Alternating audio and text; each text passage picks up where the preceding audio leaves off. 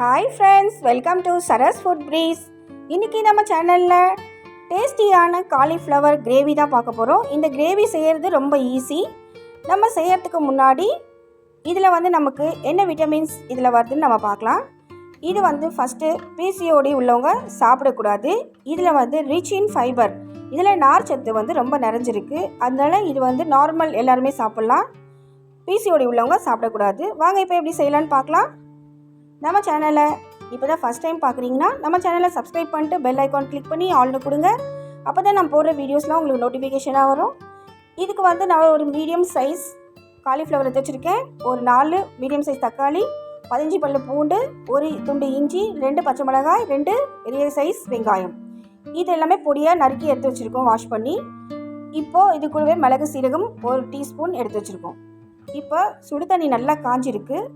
இது கூடவே நம்ம காலிஃப்ளவரை பிளான்ச் பண்ணுறதுக்காக உப்பு போட்டிருக்கோம். அதில் ஏதாவது கிருமி பூச்சி ஏதாவது இருந்தால் கூட அதை நீக்கிறதுக்காக. இப்போ இது ஒரு 5 மினிட்ஸ் நம்ம கலரி விட்டு அதை சுடுதண்ணில் பிளான்ச் பண்ணி எடுக்க போகிறோம். குக் பண்ணக்கூடாது, குக் பண்ணால் சாகி ஆகிடும் இது. இப்போ 5 மினிட்ஸ் ஆகிடுச்சு. இப்போ வடிகட்டிடலாம்.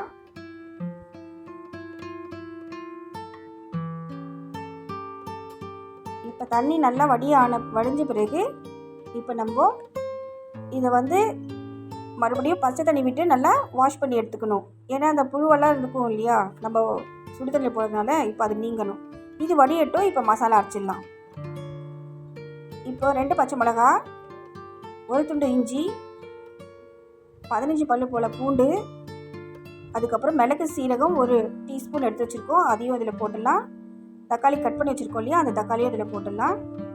வெங்காயம் அதையும் போட்டுடலாம். இப்போ இது கூடவே 1 டீஸ்பூன் மஞ்சள்தூள், 1 டேபிள் ஸ்பூன் மிளகாய் தூள், இது நல்லா ஃபைன் பேஸ்ட்டாக நம்ம அரைச்சி எடுத்துகிட்டு வந்துடலாம். இப்போ அரைச்சாச்சு.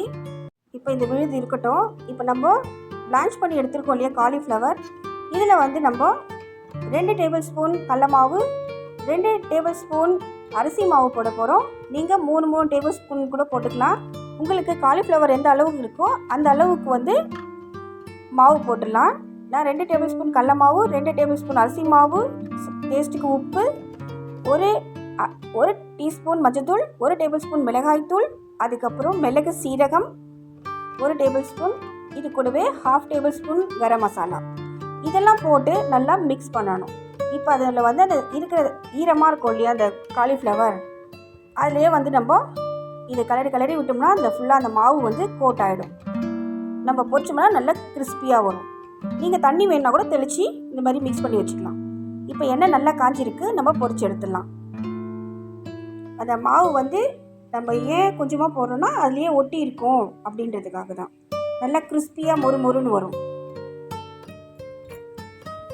இப்போ நல்லா ஃப்ரை ஆகிடுச்சு. இப்போ எடுத்துடலாம்.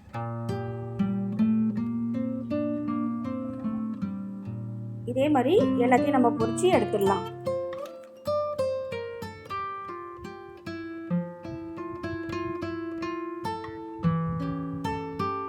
இப்போ இது பொரிச்சு எடுத்தாச்சு. இது சைட் டிஷ்ஷாக கூட சாப்பிட்டுக்கலாம். சாம்பார் சாதம், வெரைட்டி ரைஸில், குழம்புலையும் போட்டு சாப்பிட்லாம். இப்போ குழம்பு எப்படி செய்யலான்னு பார்க்கலாம் வாங்க. ஃபஸ்ட்டு ஒரு கடாய் சூடு பண்ணியிருக்கேன். அதில் ஒரு குழிக்கரண்டி எண்ணெய் ஊற்றியாச்சு. எண்ணெய் நல்லா சூடான பிறகு கடுகு சீரகம் போட்டு நல்லா பொரிய விடணும். இப்போ கடுகு பொரிஞ்ச பிறகு ஒரு கொத்து கறிவேப்பிலை. இப்போ கறிவேப்பிலை பொரிஞ்ச பிறகு நம்ம அரைச்சி வச்சுக்கொள்ள விழுது அது இதில் மிக்ஸ் பண்ணி நம்ம டேஸ்ட்டுக்கு உப்பு மட்டும் போட்டு நல்லா ஃப்ரை பண்ணணும். ஏன்னா நம்ம வெங்காயம் தக்காளி எதுவுமே ஃப்ரை பண்ணலை, எல்லாம் பச்சையாக தான் இருக்குது. அதனால நம்ம நல்லா வத்துற மாதிரி நல்லா ஃப்ரை பண்ணிடணும். தண்ணி நல்லா வற்றி வரணும், சுண்டி. இப்போ நல்லா வத்திடுச்சு. இப்போ காலிஃப்ளவர் போட்டுடலாம்.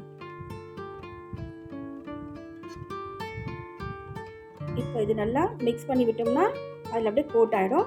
இது அப்படியே நம்ம பொரியலாக கூட எடுத்துக்கலாம். ஆனால் நமக்கு பொரியல் தேவையில்ல, குழம்பு தேவைனால மிக்ஸி ஜார் அரைச்ச தண்ணி, இன்னும் எக்ஸ்ட்ரா தண்ணி வேணும்னா கூட நம்ம ஊற்றிக்கலாம்.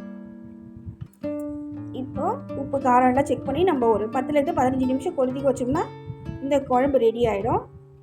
இப்போ தண்ணியாக தான் இருக்கும். போக போக அப்படியே நல்லா கொதித்து திக்னஸ் ஆகி வரும். ஏன்னா கடல மாவு அரிசி மாவு போட்டிருக்கோம் இல்லையா அந்த காலிஃப்ளவர் ஃப்ரை பண்ணுறதுக்கு. இப்போ அதுலேருந்து அந்த மாவெல்லாம் இதில் மிக்ஸ் ஆகும்.